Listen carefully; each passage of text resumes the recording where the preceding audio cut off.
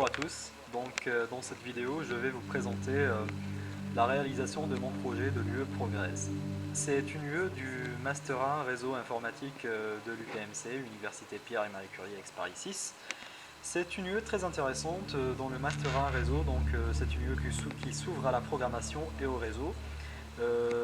Étudiants en réseau, nous ne programmons pas autant que des étudiants d'autres masters de génie logiciel comme STL. Et donc cette UE est venue exactement pour ça, pour ouvrir les étudiants à la programmation.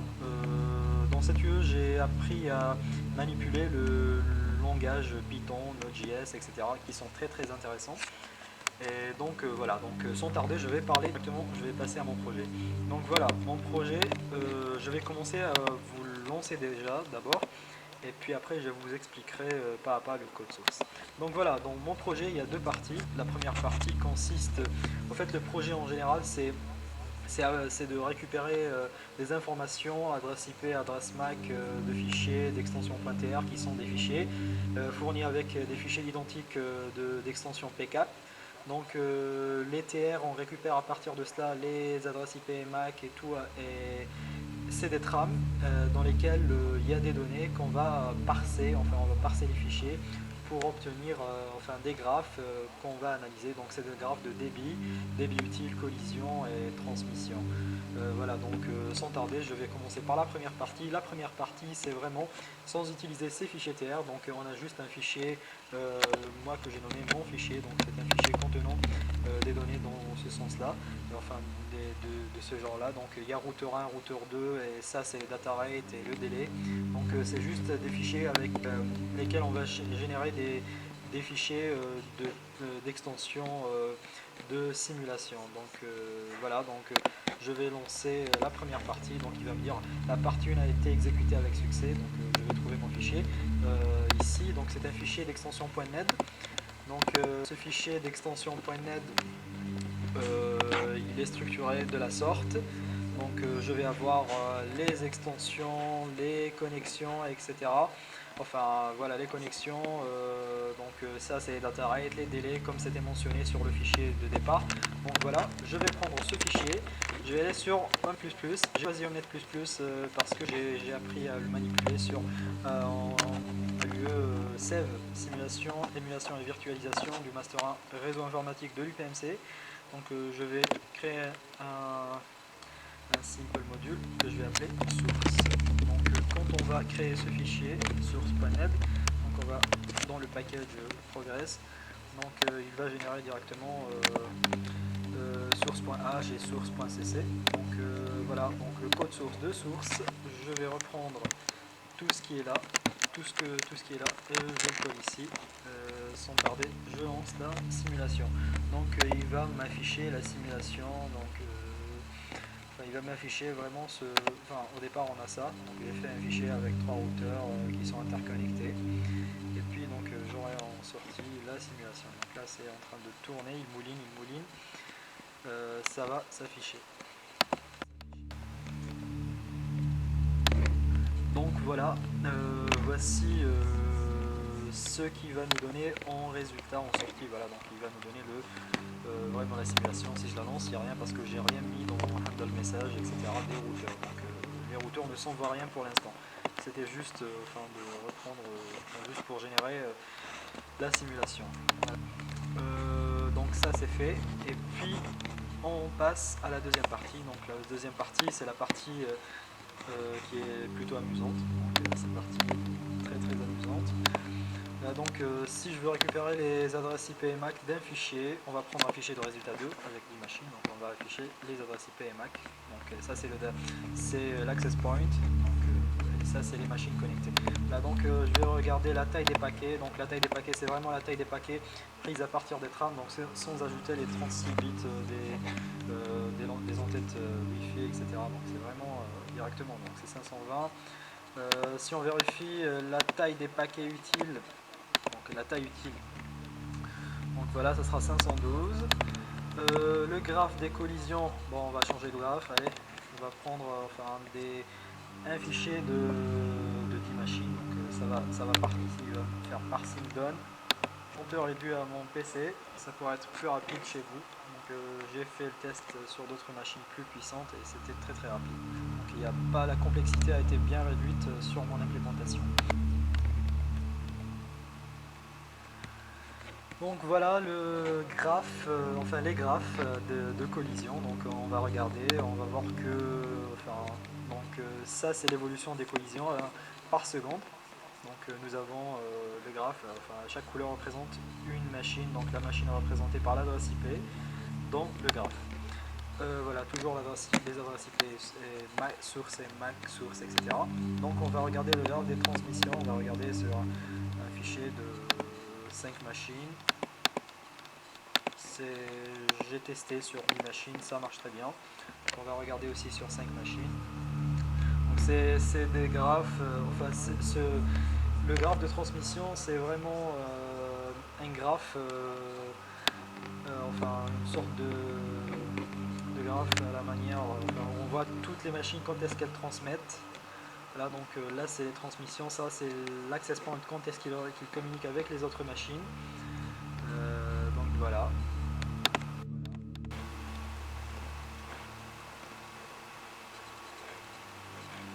Donc ce graphe c'est une sorte de diagramme de Gantt où on voit toutes les machines quand est-ce qu'elles commencent à transmettre. Voilà, donc il y a toutes les... Enfin en regardant nous allons voir les transmissions des machines à chaque moment, donc c'est par seconde. J'ai affiché entre 1 seconde et 1,10 juste pour voir ça clairement.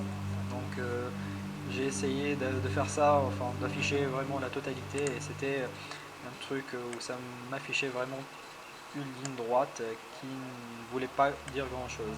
Donc c'est pour ça que j'ai choisi. Voilà, donc ça fait un truc comme ça si je prends la totalité des transmissions.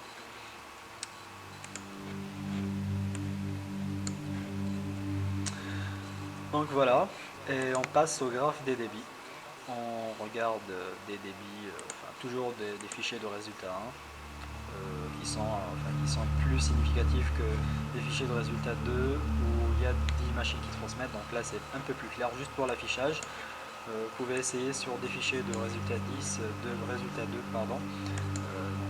Les 10 machines qui transmettent en même temps, ça donnera le même résultat. Donc, ça donnera un résultat aussi très cohérent avec les données. Voilà, donc là on regarde bien les transmissions, les couleurs sont en rapport avec les adresses IP. Donc si on compare les collisions avec les débits et les transmissions, nous allons voir une cohérence. Donc plus il y a de collisions, moins il y a de débit.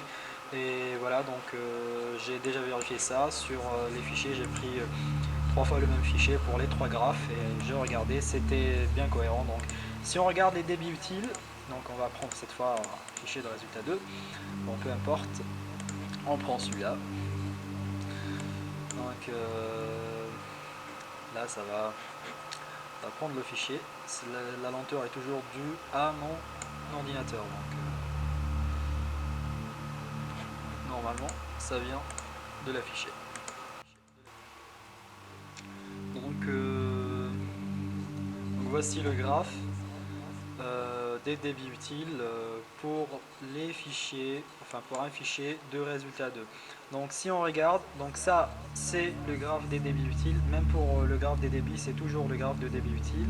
Donc ça concerne le débit utile cumulatif, plutôt utile cumulatif, pardon, concernant l'access point. Donc c'est l'adresse IP de l'access point. Et puis ça c'est les adresses, ça c'est les débits utiles à un moment donné. Donc si on vérifie, on va trouver le résultat ici, donc le cumulatif de tout ça.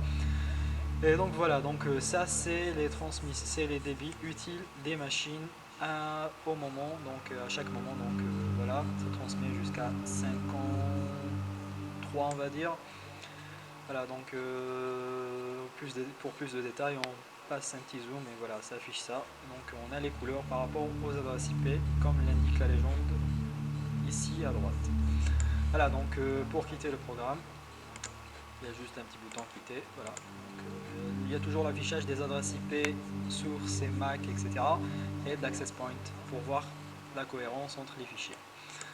Voilà, donc c'est terminé pour l'exécution. On passe au code source. Donc au code source, j'ai utilisé des bibliothèques suivantes, les bibliothèques TechInter pour l'interface graphique, qui est une bibliothèque très intéressante qui offre pas mal de fonctionnalités sur Python. Elle est disponible sur Python 2.7 comme je l'ai utilisé moi-même, donc j'ai utilisé une version 2.7 de Python. J'ai utilisé le TK-File-Dialog pour l'ouverture d'un fichier, donc la petite fenêtre qui fiche quand je veux ouvrir enfin un fichier, donc la petite fenêtre où je fais ouvrir je choisis d'ouvrir le fichier, donc cette fenêtre là. Donc c'est ça que sert TK-Dialog. Et puis donc TK Message Box juste pour me dire voulez-vous vraiment quitter le programme, donc à la fin quand je clique sur quitter.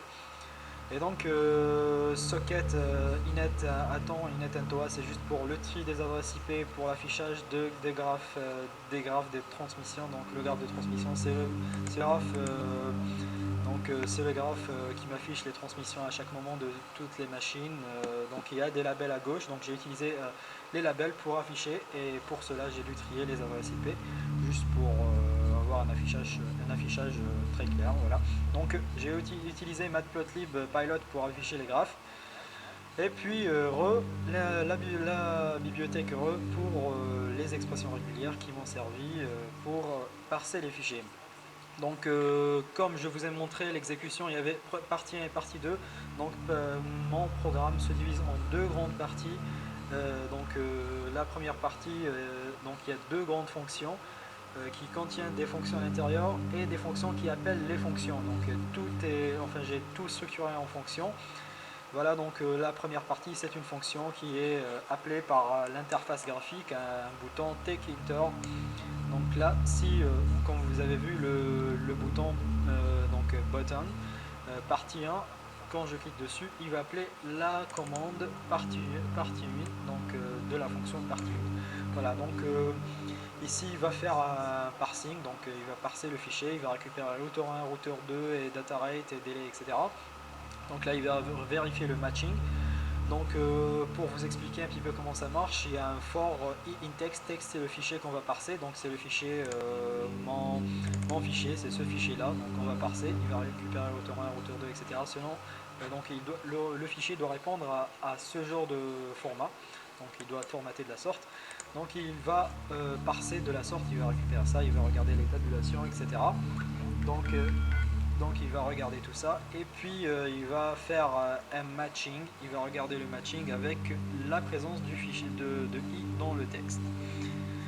Donc et puis s'il ne trouve pas, il va faire continuer, il va reprendre la boucle, continuer pour reprendre la boucle for jusqu'à ce qu'il trouve, et puis après il va regarder encore une fois, donc P2 c'est ça, P1 c'est ça. Donc, et puis après donc il va ajouter dans une liste source, et puis il va écrire selon le format que je vous ai montré dont le fichier est en sortie. Donc si il est encore ouvert, donc voilà, il va écrire simple source, etc. Avec les sautines, les tabulations, etc. que j'ai utilisé sur Gnet en Net++ chez moi. Voilà, donc il va faire ça, data rate, delete, et il va récupérer groupe 3. Donc pour info, en fait, les groupes dans la bibliothèque Regular Expression de Python, donc les groupes c'est ce qu'on met entre parenthèses. Donc ça c'est groupe 1, ça c'est groupe 2, groupe 3, etc. Donc quand je mets groupe 3, ça veut dire 1, 2, 3. Donc groupe 3 c'est kilobytes par seconde, c'est bien ça, c'est les data rates. Voilà, donc après j'ouvre le fichier en lecture, notre fichier en écriture c'est workfile.net, c'est le fichier qui me donnera en sortie. Donc voilà, il reçoit ce fichier en entrée, le fichier en lecture en entrée, et il écrira sur le fichier en sortie en écriture. Voilà, après donc ce qui suit, donc c'est juste les outputs, ce qu'il va écrire en plus, etc. Donc là c'est juste pour l'interface graphique, pour dire la partie a été exécutée avec succès, etc. quand je lance. Voilà, donc la deuxième partie, la deuxième grosse partie où j'ai au départ parsé le fichier pour récupérer les adresses IP source et MAC, etc. Donc et les adresses IP et MAC. Donc j'ai récupéré l'adresse IP des machines et de l'access point. Ici c'est le même principe en utilisant les expressions régulières. Et voilà, donc ça continue jusqu'à ce que ça trouve un search. Tout à l'heure j'ai utilisé match, là j'utilise search. C'est plus facile, c'est plus rapide.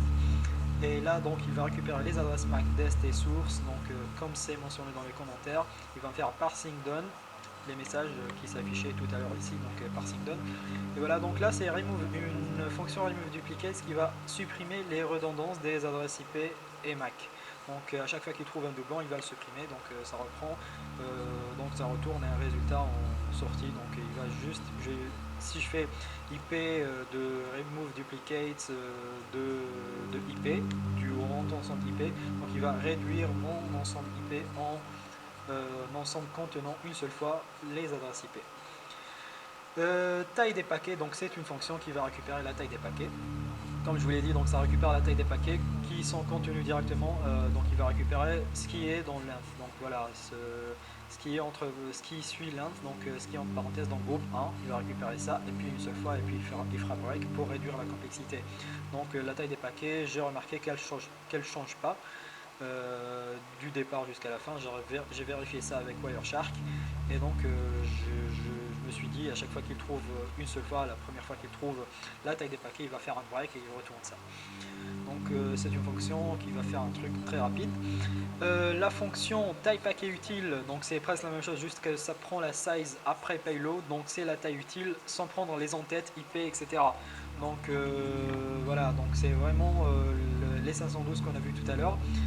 Le débit, donc c'est la fonction qui retourne les débits, donc il va vérifier, je vais lui donner un fichier et les adresses IP, il va lire un fichier pointer qu'on a vu tout à l'heure, et puis il va récupérer les adresses IP de ce fichier là, donc il va parser le fichier et il va récupérer les adresses IP, et pour chaque adresse IP dans le fichier 1, il va exécuter la regular expression, il va compiler ces expressions régulières, il va vérifier jusqu'à ce que ça trouve, jusqu'à ce qu'il trouve un truc qui match, et voilà, donc il récupère ça, il ajoute ça à deux ensembles, ensemble temps et ensemble débit. Donc cette petite vérification, c'est juste pour afficher les débits par seconde et non pas par milliseconde, pour avoir un affichage plus cohérent. En vérifiant ça sur Wireshark, j'ai vu que ça me donnait les mêmes résultats. Donc sur Wireshark, ça m'affiche par seconde, donc c'est très cohérent. Et donc j'ai ajouté une petite variable ici, une 1.0 qui va vérifier ici time à chaque fois. Donc quand il trouvera un truc, jusqu'à ce que tant que c'est inférieur, il va continuer. Et puis au bout d'un moment, quand ça atteint les 1 seconde, il va faire un append, il va appendre aussi les tailles des paquets 1024 pour avoir le mégabyte, etc. Donc il va me retourner les deux ensembles débit et ensemble de temps. Débit utile, même chose, donc ça ressemble à débit, juste qu'on n'ajoute pas les 36 bits d'entête Wi-Fi et on ne prend pas la longueur avec les entêtes, etc. Donc on prend juste on prendra la taille utile.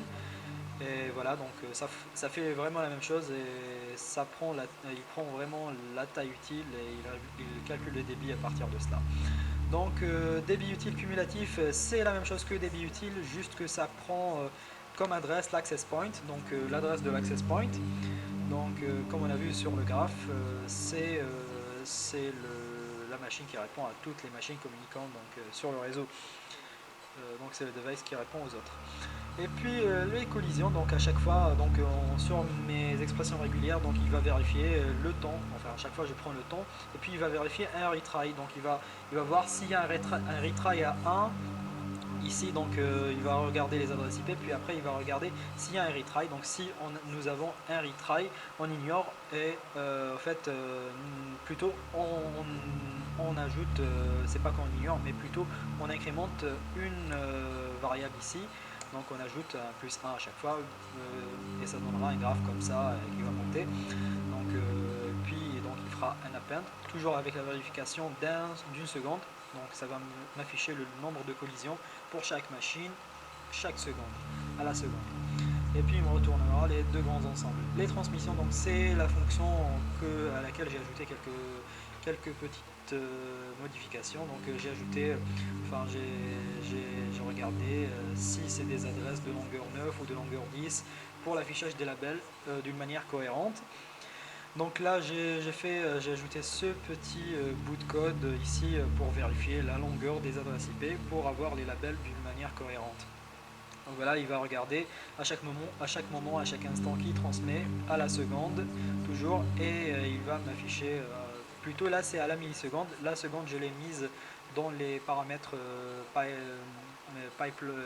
pilot de